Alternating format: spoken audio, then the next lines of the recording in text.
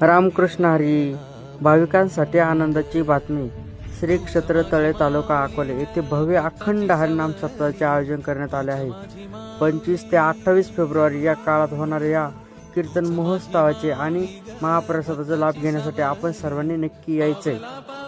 रामकृष्ण हरी. रंग रंगातून रंग रंग